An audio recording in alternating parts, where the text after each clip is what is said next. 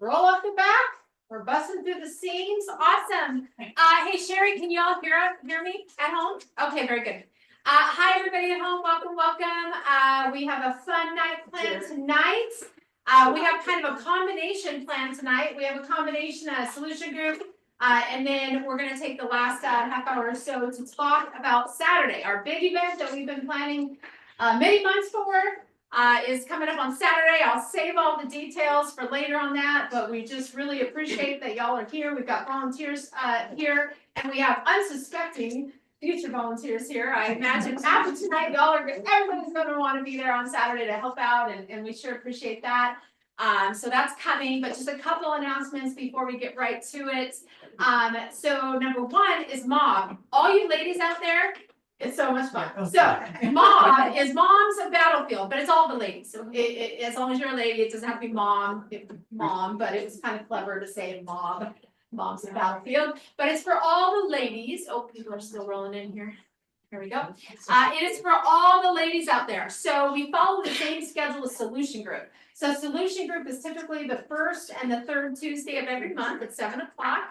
And so we follow the same schedule, and the Mob follows the next morning. So Mob is at 11 a.m. It's a 1-hour coffee date that we ladies have together on Zoom from where you're at. Maybe you can organize your lunch break at work to join us. And it's just an opportunity to get to know each other more, talk about the topic from the night before, and all that good stuff.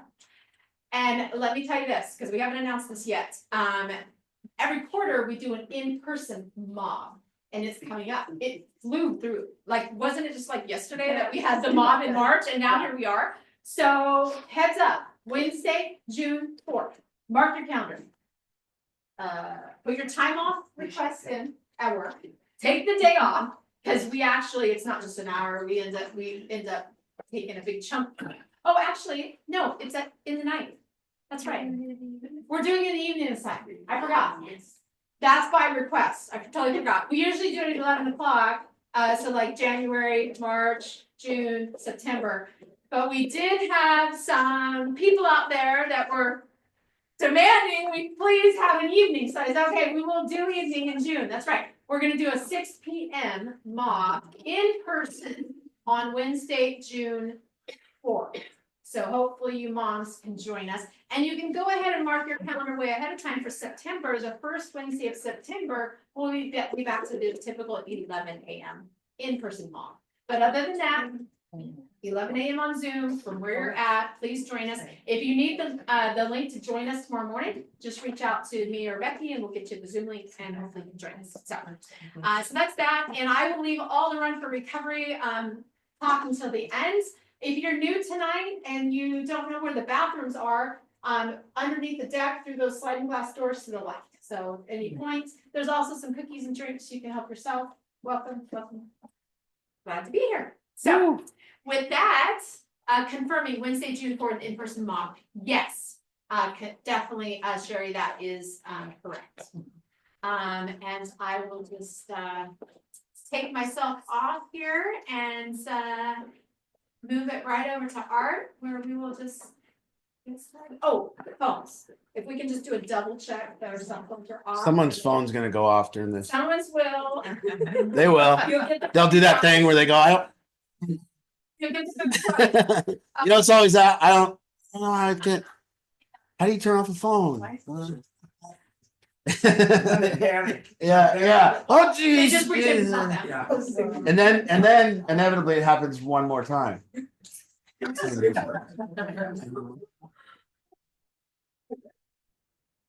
So, wow, man. I thought by now I'd run for 12 years. I've been sober 14, but for 12 years I've been waiting for the night everyone figures out I'm full of shit, I've just been waiting for that night where I show up and no one's here and I'm just doing group with myself. And they finally have figured it out that I don't know shit about what I'm talking about. But here you guys are again, It's been for all of us, we come in, you come in here united under kind of one deal. What unites us is all the same and everyone's touched by this thing and it's become this kind of teacher. We call it maybe a teacher in everybody's life, or a problem in your life, or something that's going on. And we all come from different times and different spaces in this thing, and then you get here, and it's like, well, what angle are we going to take? And when I have a lot of different new people, I think that that's the question that we're really asking is what angle are you guys taking at this thing? How do you attack it?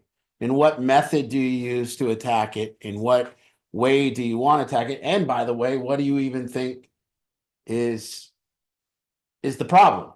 And so I want to I never do this usually, but we're going to kind of do, if there's people, I know there's a lot of cases where people are struggling right now. And I want to make sure we're just going to kind of open it up a little bit to start with here and see where it takes us. I usually just blab my mouth, but tonight, I kind of want to just open it up and allow some questions, and then maybe we can get a picture for people that are new or whatever about what angle we're coming at this thing from, and how we best believe it's attacked. I know there's a lot of rhetoric out there about addiction, and there's a lot of stuff on Google. If you go ahead and Google it, and they'll tell you all different kinds of things. And in Washington State, there's maybe a particular way that they think that they go at it, and maybe we disagree, or maybe we agree on some of it, but not all of it. And that'll carry us into like why we're doing the run. So, for me right now, it's a culture.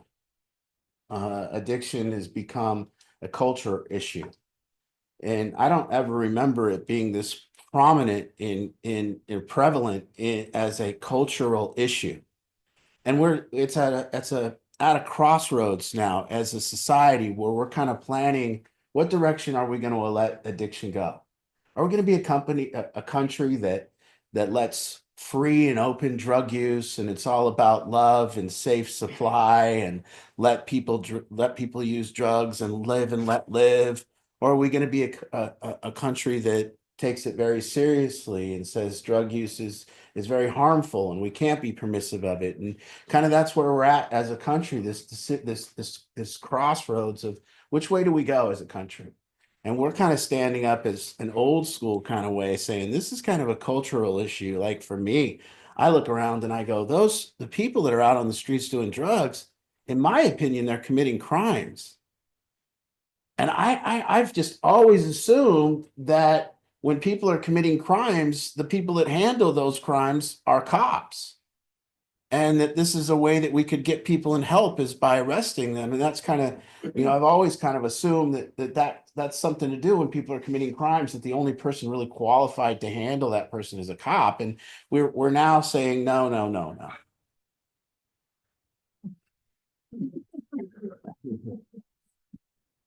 We're now kind of saying, no, cops aren't qualified to handle these people. What now is qualified to handle is somebody that's maybe went to school as a social worker or something like that, except very tough for people to handle these people on the streets. And so anyways, we're going to kind of just, if you're new and you want some questions answered, or if you're new and you're struggling with your loved one, we can start there for a second, and hopefully people will just jump right in, and I don't have to like call people out or anything. But that's where we're kind of going to do a coaching about how we do it and what angle we take for depending on what's going on with your family. Well,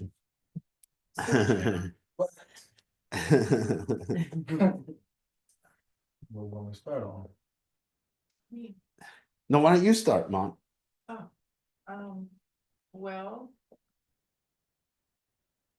it's a relief he's here. However, recovering is not easy either. Who told you that? So, Okay. I shouldn't worry about the next day. I should only worry about today, but I always worry about what the next day looks like for him, or what is the next few months. I'm gonna start crying. Okay.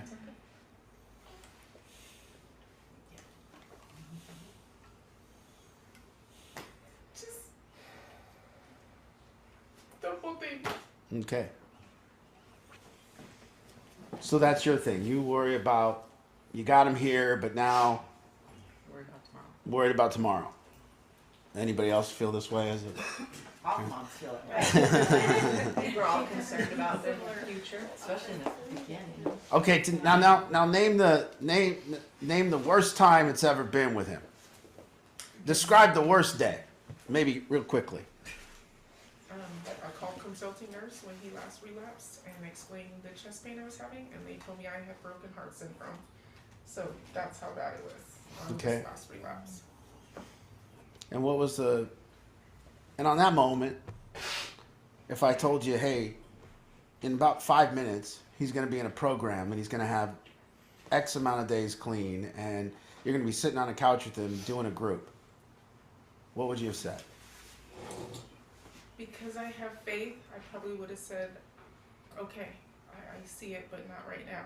And, But I had faith because I wasn't willing to give up myself either for him, but Okay. this was a scary one last time. so let's take it from that angle right there. Let's take it from, first of all, let's start with, we learned this teaching a long time ago. I remember when Becky came in for the first time, and that was, 10 years ago?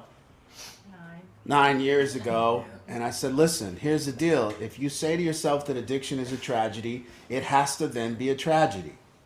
You see? So we live into these stories that we tell ourselves. And just so you know, we call that already always listening, or we call that confirmation bias, or we call that whatever we call it. But in our opinion, back then we called it already always listening. And what that meant was we're already always listening for the story that we tell ourselves. So that's how we live. So when I knew this about myself, I learned that if I could teach people that addiction shows up like an opportunity for them. You see, if addiction is a tragedy, it will be a tragedy. If addiction shows up like an opportunity for you, then it will be an opportunity for you. So what is it an opportunity for? Well, she just said faith. Prove it. Everybody sitting in this room, if you have faith, prove it. You got to prove that shit. You can't worry and have faith. You can't do it. So let's take it from right there. So boom. Now, along this journey, God is going to give you, if that's what your belief is, he's going to give you an opportunity to have faith. You either take it or you tell yourself a story and you get into the thing. But this is what we're doing here. You see, the greatest teacher that's ever been given to us has been given to us right now. Pain is this greatest teacher you'll ever get. Addiction is a teacher. It's a teacher for everybody in this room. What are you doing? Go look. Go look in this room right now. Go around 50-mile radius of this room. Who's trying to better themselves? Everybody. If you go any direction, 50 miles, 100 miles, somebody's sitting on their phone watching TikTok. Somebody's watching TV. Somebody got home and doesn't want to do anything. You guys came here because you want to feel different. You want to learn more. You want to get closer to this thing and figure out what it is. So there it is. You're a parent. It shows up. Teach other parents right away. Hey, is this going to be a problem for you or is this going to be an opportunity for you? Which one is it? And right now, all these kids, you think addiction's a problem for me? It ain't never been a problem. It was great. It wasn't so great. And now it's a teacher. And now it's a way for me to actually express myself. So when you open this door and you understand that, and remember I told you guys when we start this, everyone talking, I'm going to tell you what angle we can take. And at each point of this, there's an angle that Battlefield takes that I promise you will be positive. That I promise you will show you that that's why we keep the energy the way it is in this room. That you're not going to come in this room and cry and tell us how it's a tragedy. We're not going to allow it. I said, Becky, you can cry one time. You said that was the last. That was the last time. It was the last time. I cried twice since that, by the way. And we walk the talk. I promise you we walk the talk. Angie lost her son on June 3rd, 2016, was it? Mm-hmm. She lost her son to an overdose on June 3rd, 2016. By June 10th, I had her doing groups. By June 10th, she said, no, I can't come to group. I can't go to group. I said, no, you can't not come to group. By June 6th, you were watching the house, weren't you? June 20th. Oh, June 20th, is that what it was? Yeah, I was watching that. June 20th, she lost her son 2 weeks prior. I said, you need to get over to the house and watch the kids and make sure they're safe. And that's what she did. And in that time, we talked a lot, Angie and I. We weren't a couple, we were just friends. All we talked about was acceptance. All we talked about was how she can receive what is offered. We talked about it over and over because they told me that they said that there's these stages of grief, and the last one's acceptance. And I went, then why would we fuck with the other ones?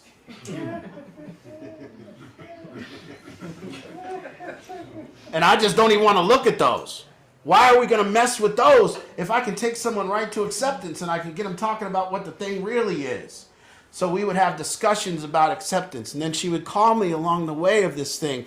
And she would tell me about experiences she had where she was walking, she was in her home, and it was some point in the night, and she got brought to her knees, and it just like a gut punch, and she just sat there and told me that she felt like somebody had punched her in the gut, and then everything, all the breath was taken from her body, and she, you know, it came over her. And what did I say? That you were jealous. I said, wow, I'm jealous. So what? What do you mean you're jealous? I said, as a human, I've never had that experience. I said, as a human, we're here to have experiences, and she got the ultimate carnival ride of an experience, and I don't get to go on that ride. But she does. And so there's another angle we're going to take. So you give me a problem, I will show you an opportunity 100% of the time here. There will never be a time where I can't look at the problem that you're having and turn that into an opportunity to learn, and an opportunity to get better, an opportunity to get taught something.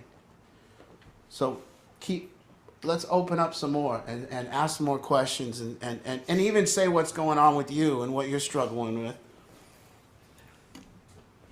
Go ahead, Sherry. I don't know. See, I'm dealing with, me and her, we deal with each other on text all day right now. So her son's out there doing the deal, so I already know she's hurting. So sorry.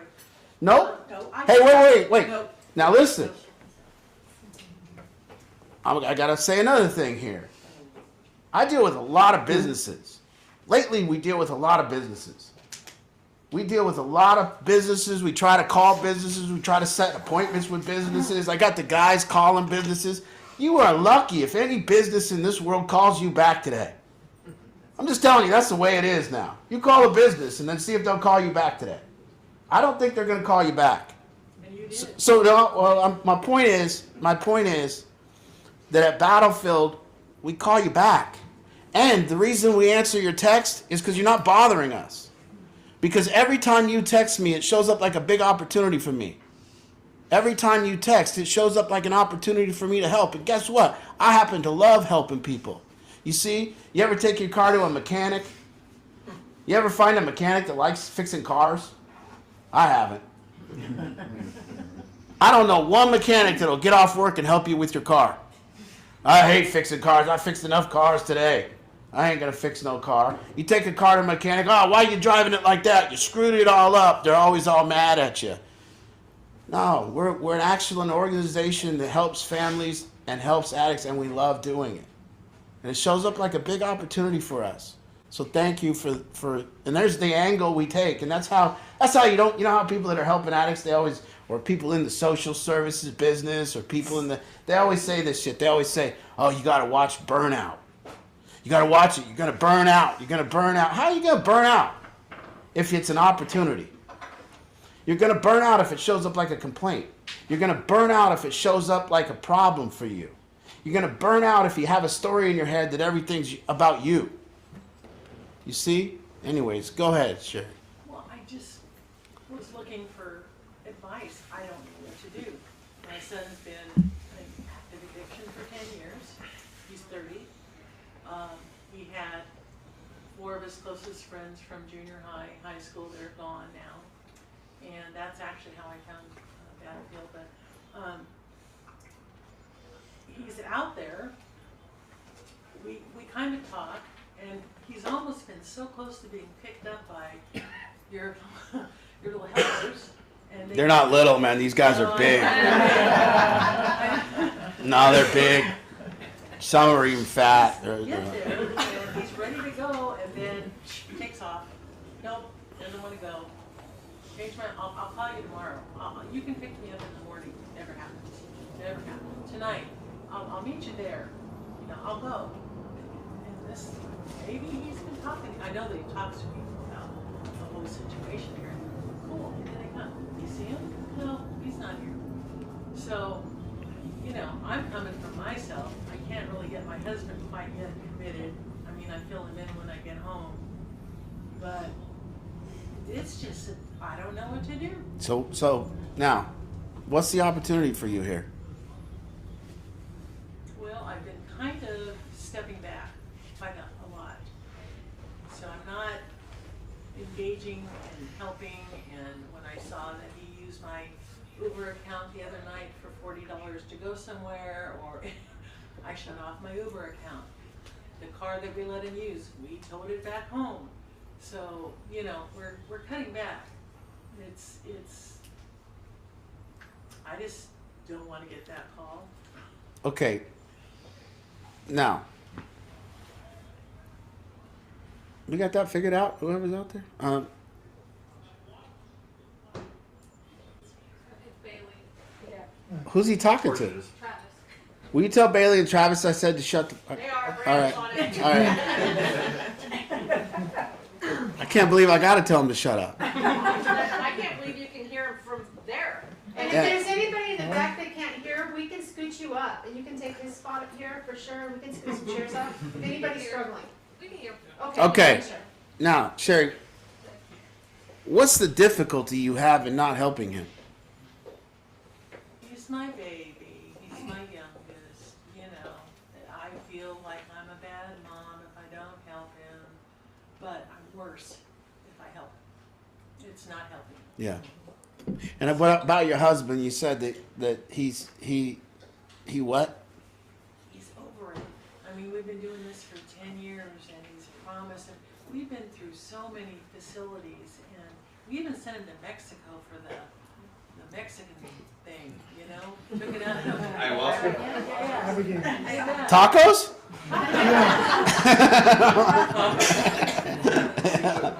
Yeah. They were good tacos. Yeah. You know, tried everything, so Gary's just like, he doesn't want it. So why am I gonna help him? Okay, so what she's experiencing in her relationships, I would consider that in her relationships she's considering a lot, or she's experiencing a lack of power, right? And as a mom, one of the problems is that you give yourself to this thing and it starts affecting the relationships around you, okay? Because people think you're a nut, right? People think you're too much. They think you're going too far. And they're probably right. But what starts happening is it diminishes the relationships around us. And so one of the things that the opportunity is when we have someone on the streets, when we begin to see that we're doing it wrong, and we begin to, the light kicks on, that maybe we're going to have to start making some changes. It's important that we understand that that it's not a vertical fix, that this isn't between you and your son. That's not it. It's that the relationships around you have been, it's more of a horizontal thing. So now I got to begin, it'd be like if your loved one was out on a ledge, getting ready to jump off. And then the family was inside fighting amongst themselves. You see? And the family didn't even know what message to present to the person that was going to jump off. And so the person's experiencing different messages.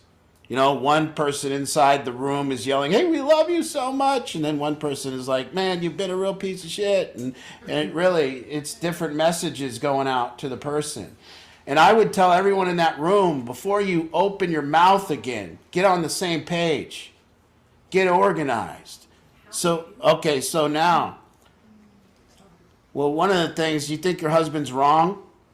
No, Okay, so he's right. yeah, Then what are you arguing about? because he still should be here. Oh, no, but he's right. Yeah, well, Okay, so he should be here. So which one is it? he should be here. So Okay, he can learn things. okay. He needs to learn just what he knows. All right. Now, but he's not here. No, Why? doesn't want to. No, you didn't get him here. He's 6'1". I know him. 6'1".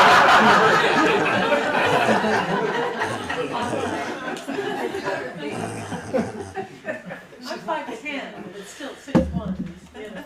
What if what if you felt the responsibility of what if you felt the responsibility of getting your getting him here? What if you felt that responsibility?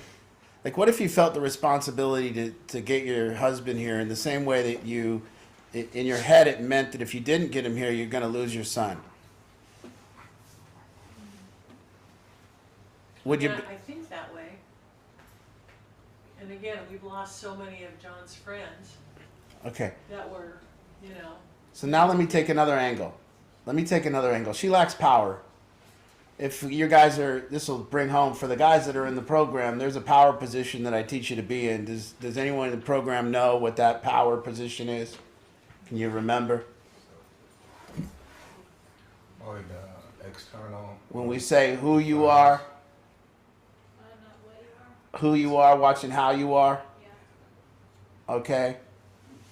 We say, hey, guys, when you want to get better, when you want to do something in life, when you want to increase your power, here's an angle that you want to take. If you want to increase your power as a human being, there's only one thing you can do, and that's who you are, watching how you are. You see? So if I don't have enough power, the only thing I can look at is how I am. And I have to credit the reason that I'm not having power with the way I am. And if I go, you know, the reason that I'm powerless, and the reason I'm powerless has to be in the way that I am. And now I get in this position where I watch how I am. You see, so in my relationships, if I want power, what I do is I watch how I am in the relationship. I stop watching how they are. And if I watch how they are, it's simply for one purpose. I watch how they are for the purposes of how I need to be to combat how they are. You see? So most people think what a relationship looks like that's powerless is two people talking about how the other person is. That's a powerless relationship. So many of you guys that are in a couples relationship, maybe you've come into this thing and you've been fighting. What you spend your time as a human being in that relationship considering a lot is you spend your time considering how they are. And I say that doesn't have any legs and it doesn't do anything. As long as you want to consider how they are, it's not going to get you anywhere. Now, the moment you want to take a power position and increase your power because you want to get things done and you need people around you to like snap up and we got to get some shit done and save some lives and we got to take our family, we're going to get real serious about it. And I'm going to get serious to say, I got a kid that needs his father. Now, I'm glad he's not here tonight because, see, and let me tell you, I'm getting excited. Let me tell you. Here's the stages of coming here. You come here, and the first stage is that you think I'm interesting. I promise you, I'm pretty interesting sometimes. So somebody will come and say, that guy, he's pretty interesting, he's kind of funny, and he's really good looking. That's the first. That's the first stage. The second stage goes like this. This guy's really interesting. So-and-so needs to hear this shit. So everybody comes here right now, and they go, I got to get so-and-so here because my life would be easier if they came here and they heard this.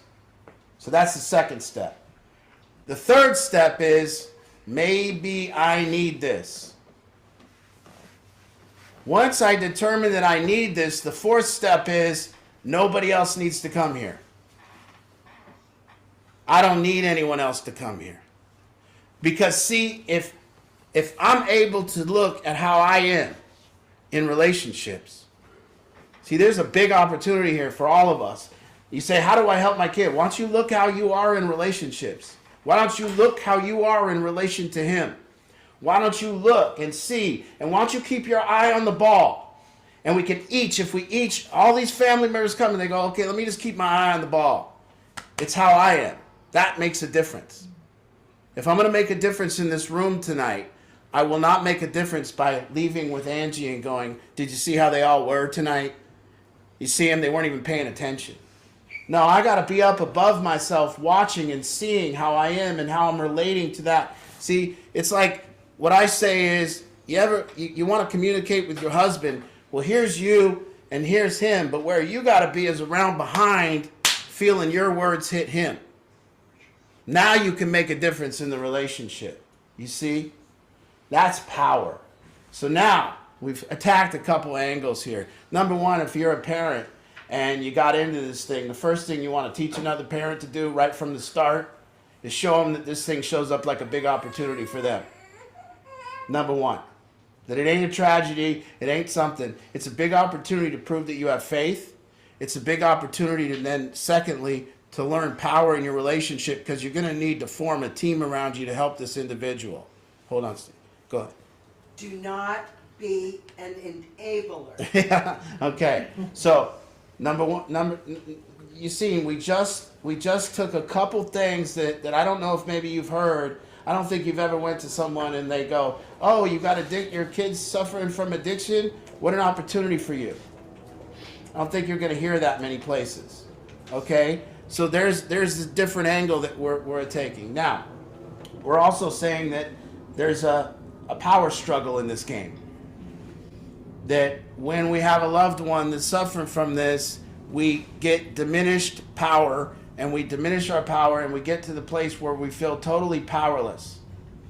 And now I'm saying, when we change our position and we say, if I get to a position where I begin to observe my own powerlessness, and I observe how I am, that is how I get back to power. Okay. So Sherry, have you ever noticed that you have a voice in your head? Talking to myself? You ever notice there's a voice in your head? Yeah, Okay. Is it you? pretty much. Okay, so you have a voice in your head that's you, that talks to you? Sure. I know this is driving me crazy. Okay, but wait. Okay, so that voice that talks in your head, can you make it stop?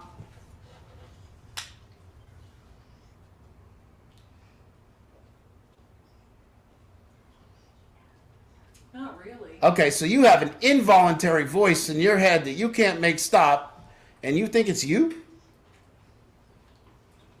Or is it more like you having a voice in your head that's not you, but more like somebody talking to you? Well, I have 2 daughters that talk constantly. Stick with me. I'm trying. Okay. You got a voice in your head and it talks a lot, involuntarily, and you can't make it stop. Okay. It's not you. Thing to make it stop? Huh? You want it to stop? No. You want to tell yourself that you need to be doing that's it. I need to be doing this. I need to be doing that. No. You know. I want you to notice this one thing, that voice in your head that talks a lot's not you.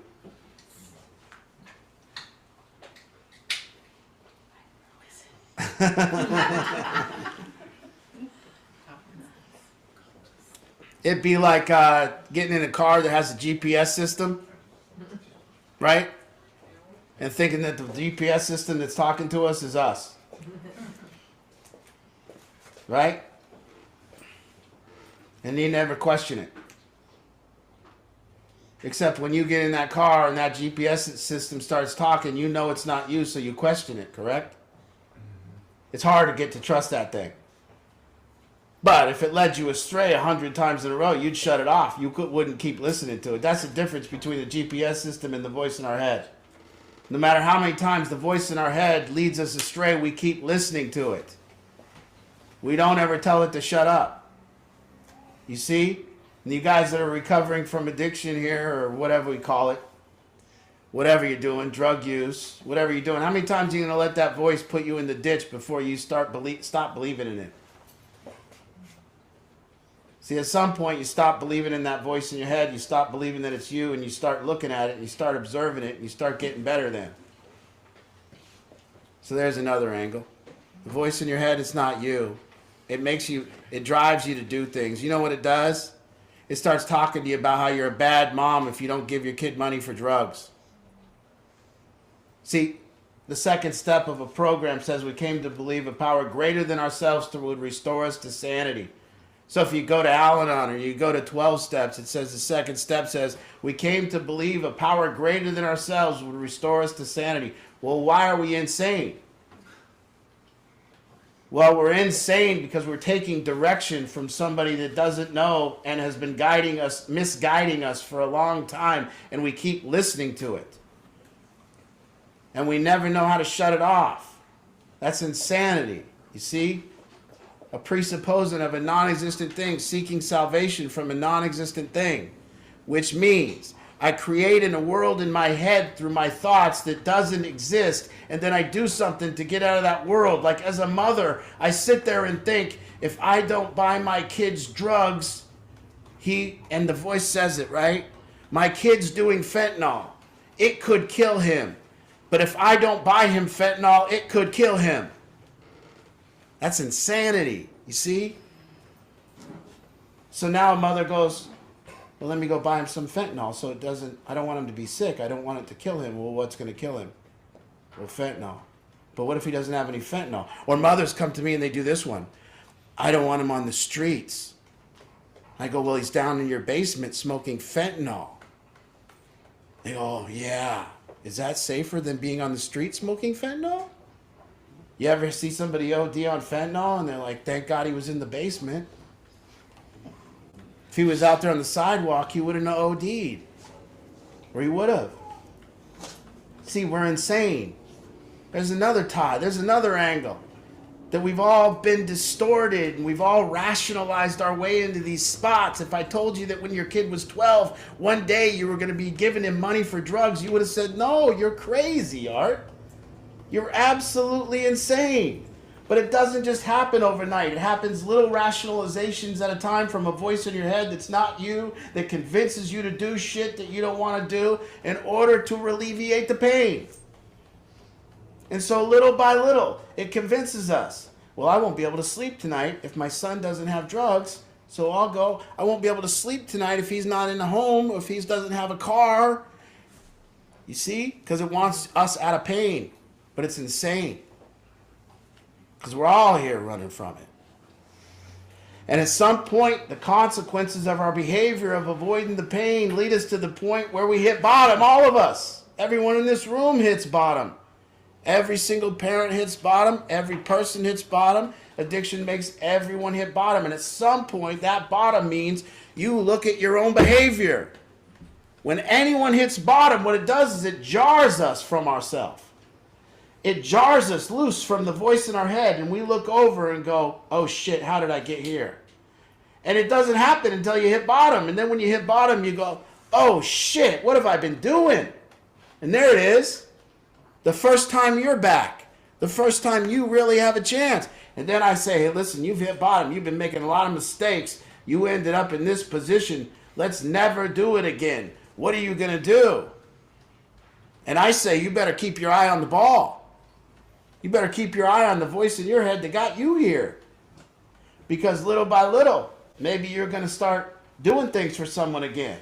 Like little by little, you got a drug addict in the program and he goes, hey, Mom, I need this. I need this. I need this. And there's Mom again going, man, if I don't get him this, he's going to go out and get high again. I better go do it. You see, there's that addict fragility, that addict emotional fragility that's made up in our own heads, right? We as people around addicts think that they're fragile. So we're always in our heads with this like measurement system of like, oh man, if they get too far on the pain scale and shit don't go their way just a little too much, they might relapse. So I better get in there and make shit go their way. You see, because it's called emotional fragility. And if you're an addict in this world, in this room, you got emotional fragility. We develop it.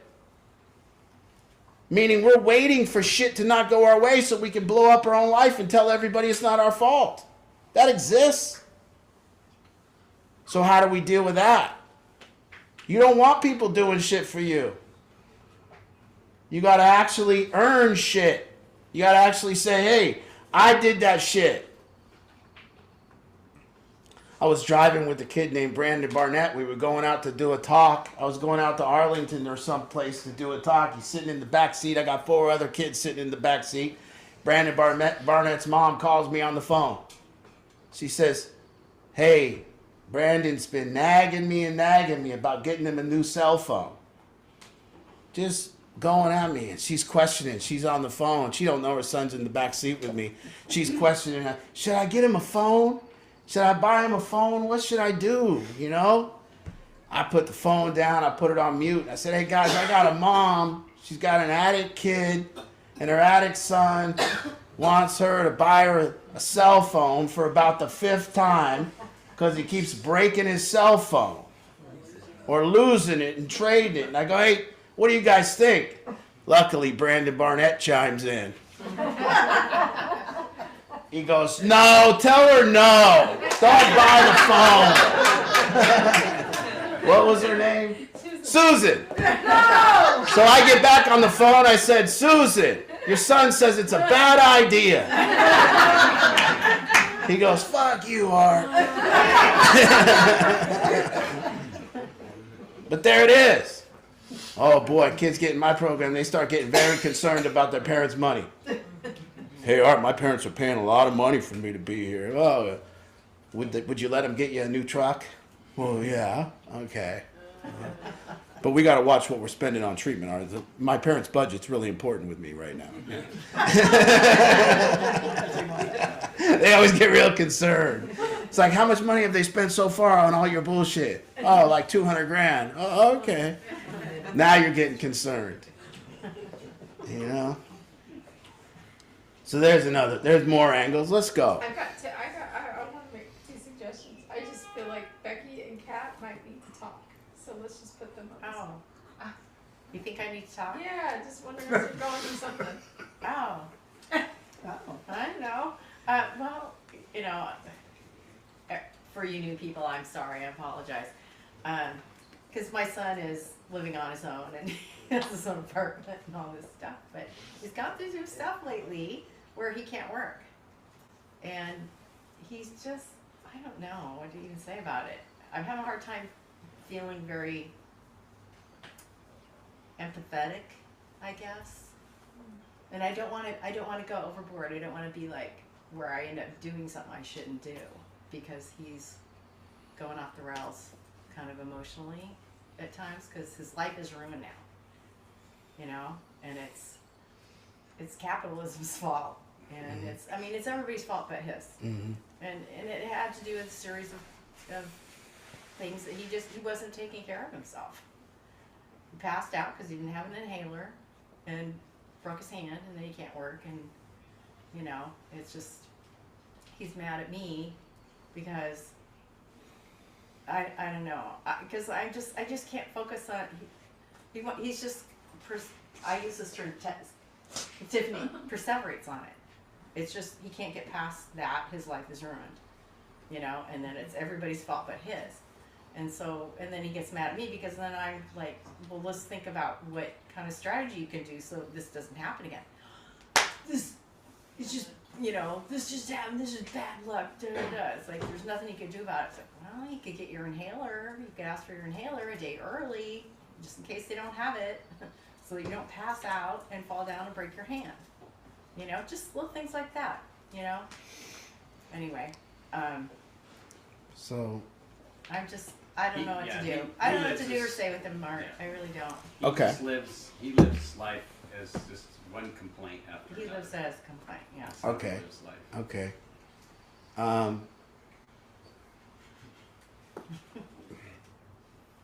Let's say there's a very let me put it this way. If I take these things away from you and every parent, maybe I'll use my relationship with Kate.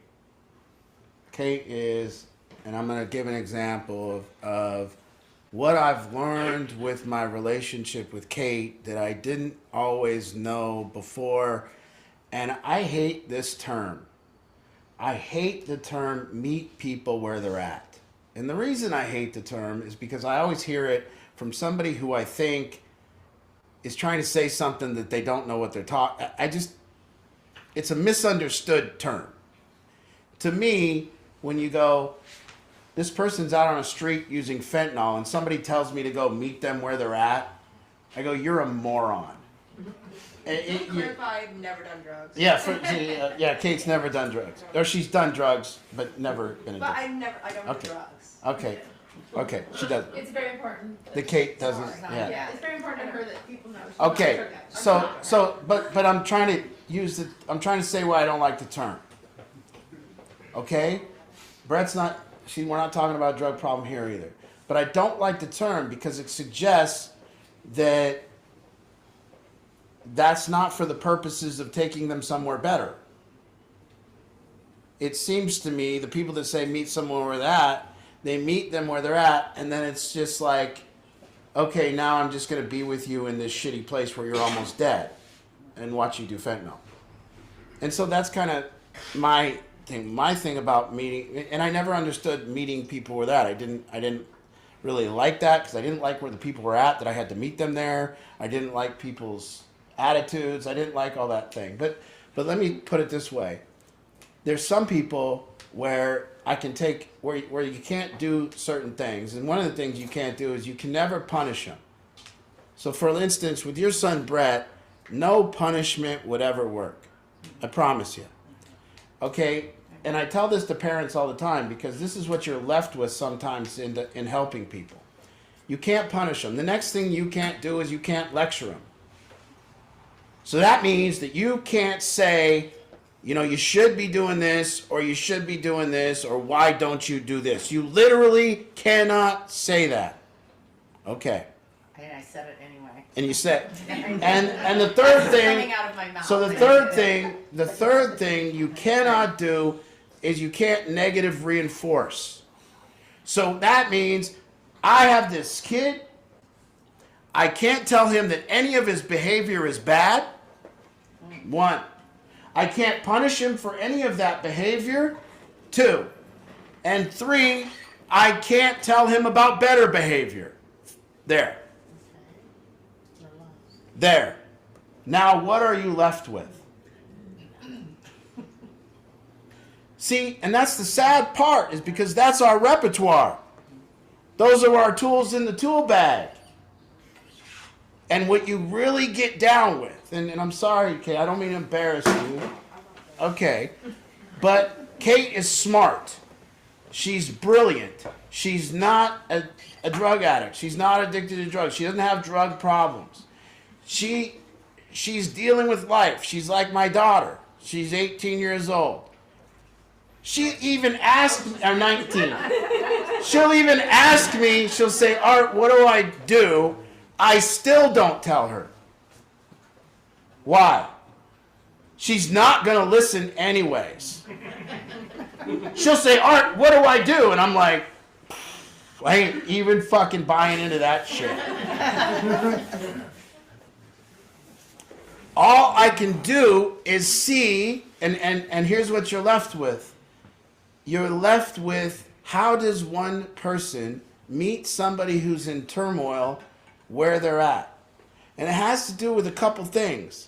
Number one, I can meet somebody in turmoil if I can emotionally regulate myself around them when they're in turmoil. That's one. If I can actually get outside of myself and meet them where they're at. When I say meet them where they're at, what I mean by it is this person's emotionally up here and I'm calm. That's what I mean. And secondly, there's rapport. So I have to know what my rapport is like before this moment.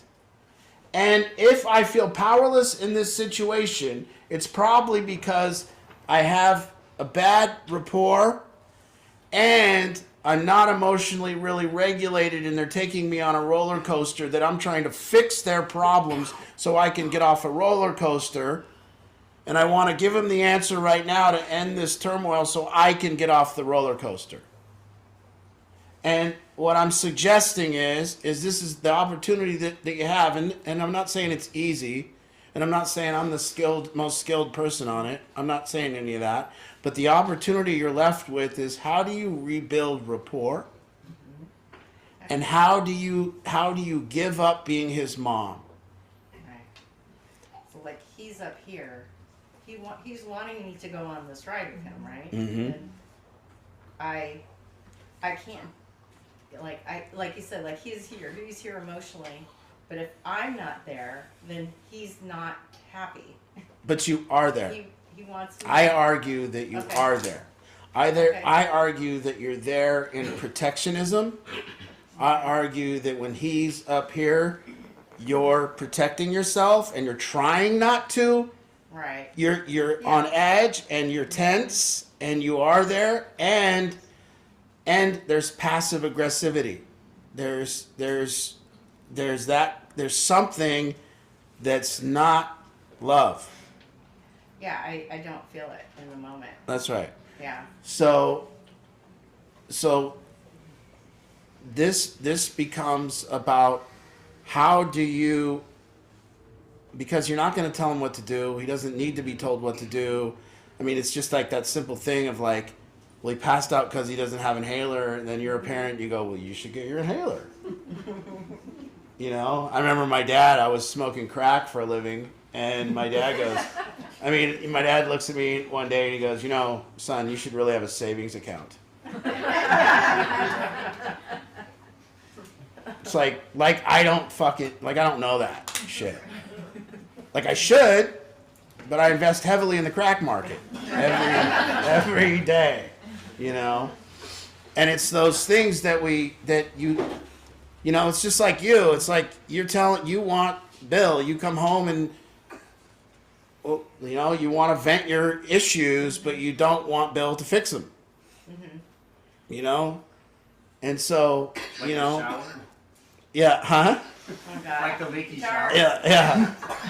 So, I mean, it just shows that in these difficult relationships, it always comes down to the way I feel inside my body in these difficult times. Mm-hmm. It comes down to a practice. It comes down to saying, okay, I'm going to rebuild this rapport with my son, but my son feels my motherly tension.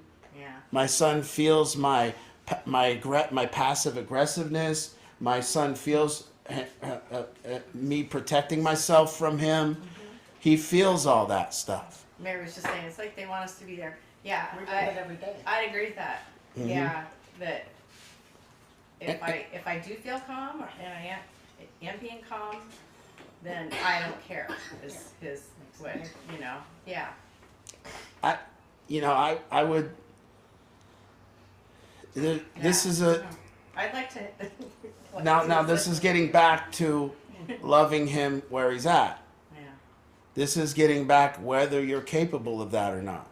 And this is this thing when parents do this, and I'm sorry to do this because I'm not.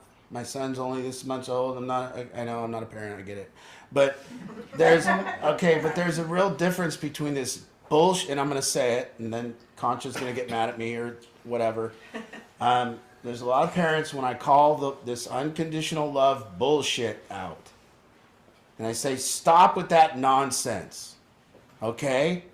Because I think this unconditional love nonsense doesn't equate to the other person feeling loved.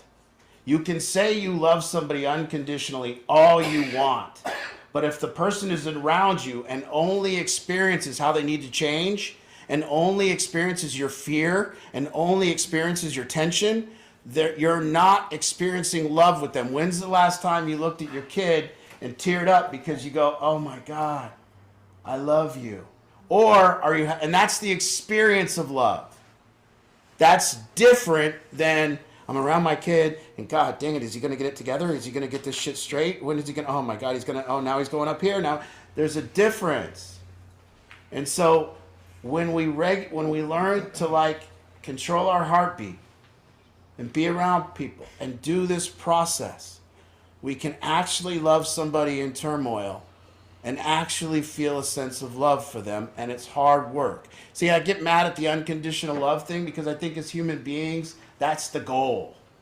And if you say you've already achieved it, then there's no more work. I think if we say unconditional love would be awesome, it would be awesome that if somebody was treating me poorly, I could still feel love for them, have the experience. They're like yelling at me and I'm like, I love you. That would be awesome. That would be called unconditional love. But it's only this kind of mother and son thing that people do it. Like no husband's going, my wife loves me unconditionally. You know how I know? I'm out cheating on her and she's just loving me. It's like, no, it's this thing that is supposedly between, mom and son, and it seems to me that son can do all kind of bullshit behavior, and I'm going to still say that I love him. Well, why don't you tell him you don't? If it was your husband doing that bullshit behavior, wouldn't you say, stop or I'm not going to love you anymore? You know, why are we just yeah? So, you know, I am saying now, okay, now the journey to unconditional love for Brett is available. And I'm also suggesting that if you're going to have influence on him, it won't be through lecture, it won't be through punishment, and it won't be through negative reinforcement, but rather the first time he feels his mother's love again, even though he hasn't turned his life around. The first time he feels his mother's acceptance for even the shitty conditions that he lives his life in, even the turmoil. And a lot of these young guys, bad news, bad press is the same thing as good press. Meaning, if I'm a son and I tell my mom how bad everything is, it's the same validation of telling her how good everything is. And I start getting used to this pattern of venting on my mom and putting her in punishment and telling her how shitty life is. And it can put my mom, and that's when my mom then has to take on my pain. So Brett is saying something in life right now. He's saying, I'm in pain and you're going to feel it. And then That's accurate. and then he's saying, I'm in pain and you're going to feel it, and then you come around me and I'm going to see how much you can take. Yeah, that's kind of how I feel, yeah. And now you have to understand the game, Right. and you have to be in here, and you have to be with the pain that he's providing for you, and you have to take it. And then you get to zip it. Yeah. It's a hard one. Now that's growth. Yeah. You see, when Maybe we I take should the video- pain, Maybe we should tape it next time. I don't. Yeah, I do. see, I do. people are always asking us if we're qualified to help them. But they don't say, hey, Art, are you qualified to help me? They say, hey, Art, I'm going to tell you what a piece of shit you are, and you're going to sit there and take it, and I'm going to yell at you, and I'm going to tell you why you're all screwed up. And if you take it, and you keep taking it, I might allow you later on to help me one day. But they don't come to me and go, hey, Art, you think you can help me? They go, Art, you think you can take the pain that I'm about to provide you? And if I can take it, and I don't lose it, I might get to be able to help him. And that's what he's saying to you. Mom, you think you can help me? Then here, take some of this shit. Maybe you ain't so damn perfect, he's saying.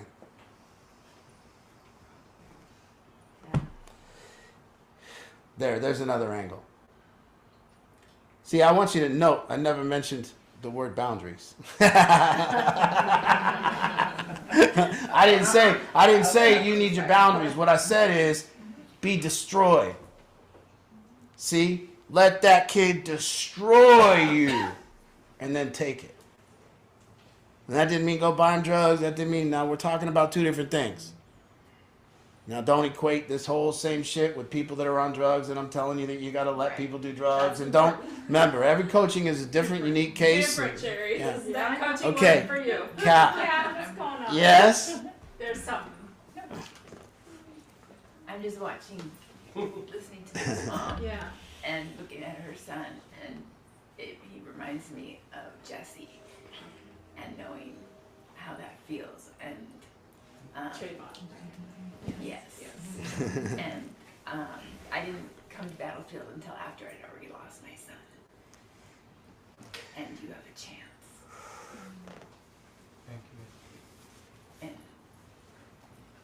I don't know, it just brought it all back for me, because I'm listening to you and I'm looking at you and I'm like, just remind me so much of what I felt. And I just feel like you just need to know you have a chance, because I would do anything to have him back. Yeah,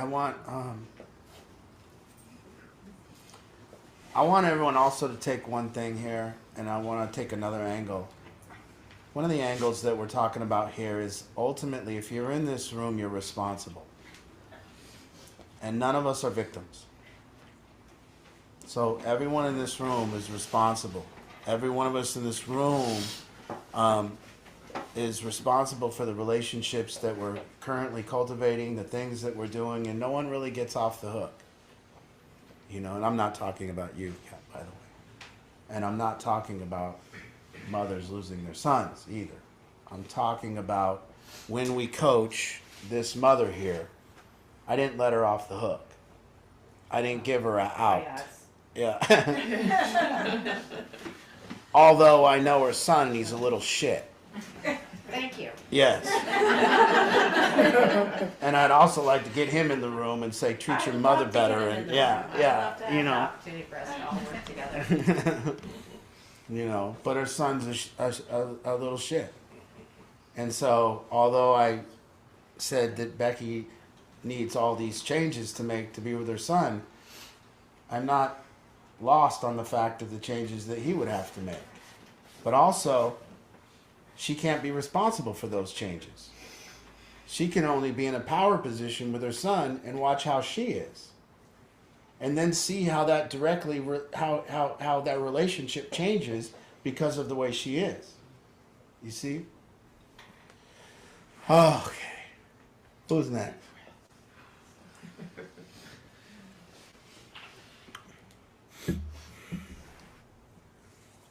See, we got into this thing we didn't know. You go down these roads and you don't know, but you know, and I go to these things and it's funny because someone will come up to me and I'll say I work or I run Battlefield Addiction, and inevitably somebody will always say, well, I know a lot about addiction. And I go, really, you do? And they're like, yep, had a brother that was an addict. And I'm like, all right, well, you probably know. And then they just go on to tell me everything about addiction. And I go, nice. And it's like if you've maybe done 1,000 roofs and somebody just got done with their first one that they got done Googling and got it up there, and then they go, I know a lot about roofing. And you go, oh, tell me about it. But why I say that is to say this, is to say, imagine if you had one and they taught you a lot, and then you took every opportunity to learn from each other one. And then maybe you get to a point in your life where you dealt with a lot of your relationships in this fashion. That's how I didn't get to the point of being able to coach people because I didn't do it. I've been able to I do this and I can coach you because I've been in each one of your positions. I've been there. And we know, we learned what didn't work. That's what you do. Oh, that shit didn't work. Now what? I also learned that I used to think that telling people what they should do was a good idea. And that was my old thing. Oh man, look at all these, thank God, all these people are here and now I can tell them what to do with their life. And then I would, and they didn't like me for that. You know?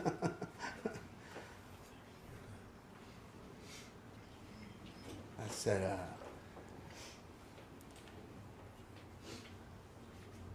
yeah, who's next? We have about 20 minutes left. Okay, let's do one more. Let's get into one more. Who else is struggling?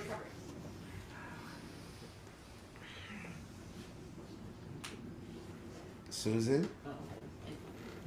Yeah. So, I have this beautiful son that has been the most important thing in my life since the moment I knew he was conceived. If There's the anyone problem would have right there. said- No, I'm Yep. If anyone would have ever told me, like you said, at 12 years of age, this is where I would be today, I would have thought you were crazy because he had every single blessed opportunity in life. But at 19, he decided to try heroin. Let's just try it one time, won't that be fun? Puked his guts out. So hey, try it one more time. I forgot to tell you it's gonna make you sick that time.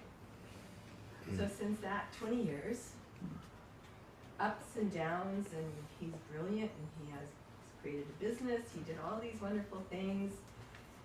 Then he had an injury and went back to, doctors treated him, and then can't have opioids anymore from the doctors, so let's go back to self-medicating, because that's what a wonderful thing to do. So then, yes, I'm the enabler. I feel so bad for him, because he's in pain. Forgetting about my pain, his dad's pain. So millions of dollars, I think. 200 doesn't even cover it. 200K just doesn't even cover it. So, you know, what's the worst day of my life? The day we found him dead, miraculously brought him back to life. Called, you know, medics brought him back to life. Then, whatever, 10 years, 12 years later, and the day became overly aggressive to me, and then that was the day that I finally said, okay, this is enough. So I moved out of my home. He stayed in my home. So, Nick. calling all over the country, and I finally called Art. And he said, no, girl, you're taking your power back. So a month later, Max and Brandon came to the house, and with 1 hour, Nicholas was packed up and gone. And I'm so proud of him, and I'm so grateful to you all because he is taking his life back, allowing me to take my life back, and he's happy because he's working and he's out in the sunshine and he's not just laying in his room 24/7, 365. And so every day is a new blessing, and I just sincerely have the faith that we're moving forward positively. And I just really can't be any more grateful for where we are today. All right, I heard some bullshit. Bring it on. No, it's just I one. said I'm the enabler. I said I'm not. Okay, but there's this one thing that this enabling thing, and when we say it, you see, they used to call it codependency. All right, it was used to be called, and I don't know where that term went, but it was used to be called codependency, and I always wondered which came first, whether addiction formed codependency or codependency forms addiction. And in my opinion, the codependency comes first in a lot of cases. Meaning, we begin to take people's pain away long before the drugs do. So as parents, we enable way before the drugs. We have to wonder right now if we're enabling our son. I mean, our son can't right now. He's been alive for a month, and he's been out of our arms for exactly what it's been. How long since we left the house? He's been out of her arms for about an hour and 12 minutes, and she carries him the rest of the time, and he doesn't sit in a chair or, you know. So are we enabling? Are we taking his pain away? And as he gets older, how much of this can we do? And so there's this idea that just because addiction showed up, we became enablers. But this is the opportunity that most people that enable have, is that it's not just in this relationship. These are problems you have at work, being too nice to people. These are problems you have at work, taking other people's pain away. These are problems you have in awkwardness in a room, when it's awkward silence, and you're the one that can't stand the pain of silence, so you have to talk. This is people pleasing. This is deep. So these things that these things that show up as liabilities when dealing with an addict, they're things that are liabilities in our life all across the board. The teacher is just this. And if you take this as a teacher, you become better in all your relationships with your coworkers. See, you've learned over time that you can't say the truth to people, because if you tell the truth to people, they're going to be in too much pain and they're going to go run out and get high, or they're going to do, and that starts being kind of conducive in the rest of our life. We stop being truthful. We stop learning how to be powerful with people. We start thinking that, and even thinking that the addiction is my fault as a parent. And now, how do you walk into work then? With your head held up high? Or are you walking to work very concerned with what you look like as a parent because your kid's doing this and that's happening, and your confidence is shaken? And now, because this is going on in your life, your confidence is shaken in other areas of your life. And so when we have these areas in our life like this that show up as a teaching, as an opportunity, you have to take it as that.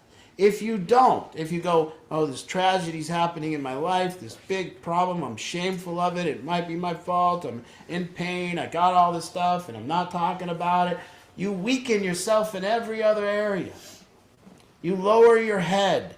You start thinking that this is about you.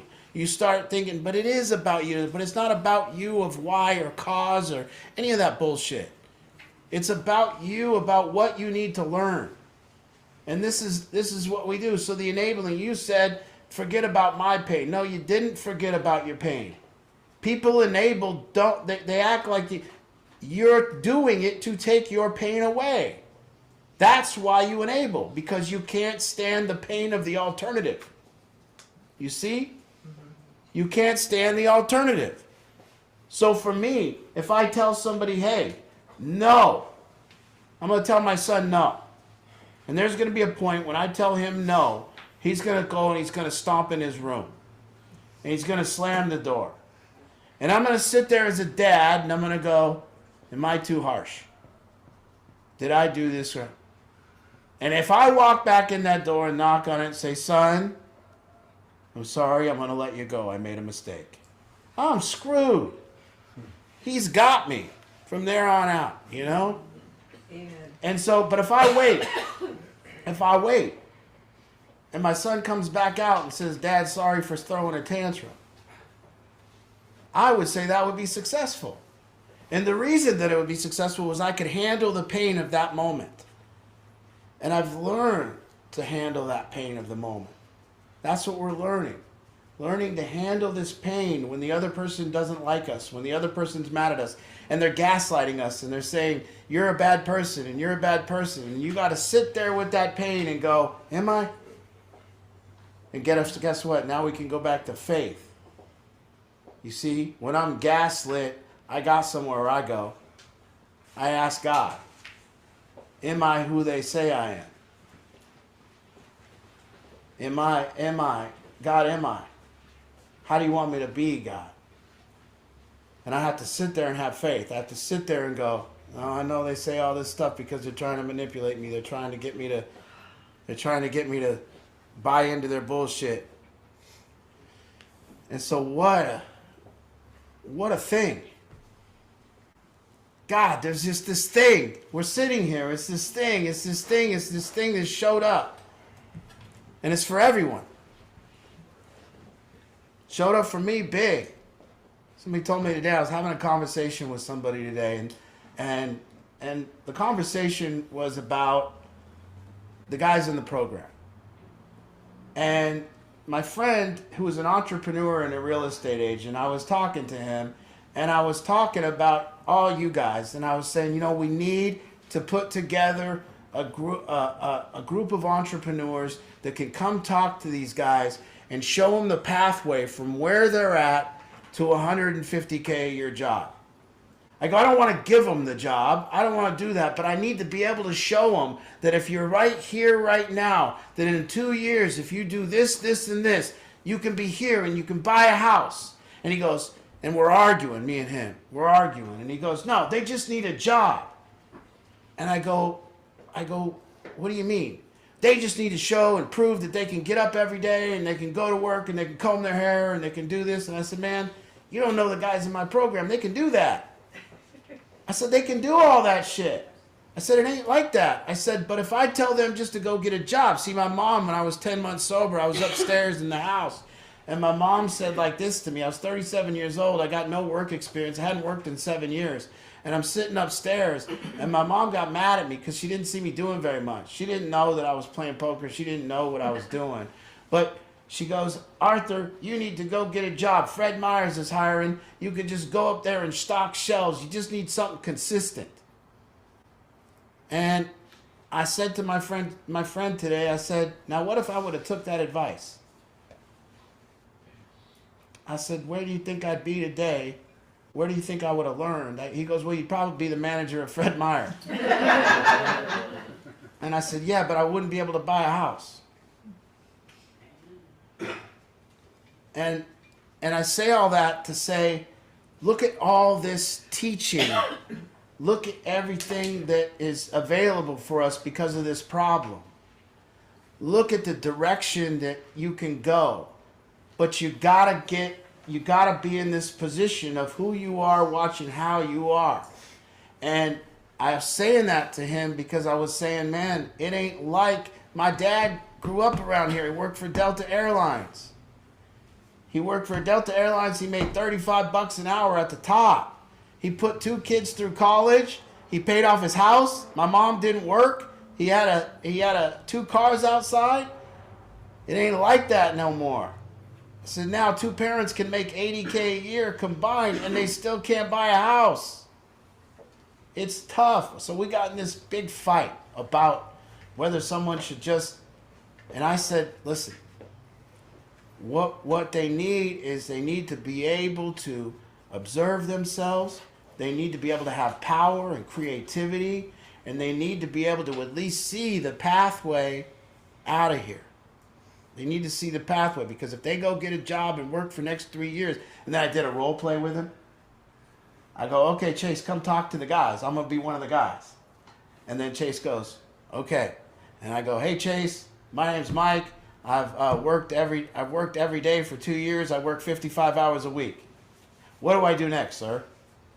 And Chase goes, well, what are you gonna do? And I go, well, what do you want to do? And I go, well, I'd like to go to school, but I work 55 hours a week and I don't have any savings because it takes my whole paycheck. And I go, so I take everything that I got and I pay my bills and I got 500 left over maybe for a little fun. And he goes, and I go, so, but I want to go to school. And he goes, well, what about financial aid? I said, I can't get financial aid. I make too much money. And also, you got to remember, I don't have time to go to school because I work 55 hours a week and I got to pay attention to my recovery. So please tell me, sir, what's next? And I finally got Chase to shut up. And I said, now, Chase, will you please come over to my program and talk to the guys about creativity and how to be an entrepreneur and how to get a pathway out of here? And finally he's like, yeah, we can talk about that. I said, please. My point of all that is the guys in the program here, everybody here in this room, this is the blessing that we have in our life. And if you don't learn from it and turn this into, every liability that I had is now my assets. And that's what we are here for. We are here to turn our liabilities into assets. We are here to say all this stuff that was leading to my enabling, my difficulty, my things, all the things that was showed up for me that I needed to learn. And because I took the time to watch myself, I learned those things and I turned all the difficulties. I learned from every one of them, and I turned myself into this powerful person because I learned from this thing. You see, now there's an angle worth taking. That's why we take the angle we take here, and that's why we play music, and that's why nobody's coming in here somber, and that's why we're upbeat, because we're here to learn and turn every single liability into an asset. And we're here to get all the juice from this thing. For me, everything that I screwed up my life with, I'm now able to fix my life with. Every single thing. And that's what I want. That's what Battlefield is. That's what we're trying to do here. And then even if somebody coming here for 9 years can see, wow, look at the growth that I still need to do in this relationship. And I'm going to go now do that because I'm responsible and I'm powerful and I'm watching myself. Now, I hope you got a picture of what we're all about. I hope you understand that we're not always good at being about all that, but that's what we're about. We're about these teachings that's led to us to this place, and this conversation is about getting better. It's been going on for 10 to 12 years, and there ain't no victims here, and everybody's going to learn how to be powerful, and we can learn from this thing. So we're going to talk about the run, and I feel very powerless to politicians right now. We did a lot of things where we interviewed people running for legislative districts and governor last year, and we had a lot of people come here. And one of the things they never say when they're running, they never say this. They never go, as a politician, when I get into office, my hands will be tied. I've never heard them say that. But so far, every politician I know that's in office right now, every day tells me their hands are tied. Like, you didn't say that shit when you were running. My hands are tied. Every police chief, their hands are tied. There you are. We got her. It's an alarm. I will not, as of today, I won't have an alarm anymore. remind him of something, but I haven't been doing it, so he's been doing it on his own. I need to take the alarm off, sorry. It's for my minutes. So I'm gonna be running for mayor. When I get in the mayor, my hands will be tied. No. Anyways, big day Saturday. I hope you're all signed up. I hope you're all there. It's gonna be a great day with some good energy. So Okay, Tiffany, Tiffany and I are gonna take over. okay. Run for Recovery Saturday. I'm gonna ask Tiffany to help me with the organization of this. She's good at streamlining. But if you aren't already registered, there's still time to register if you wanna be there. Volunteers, we need everybody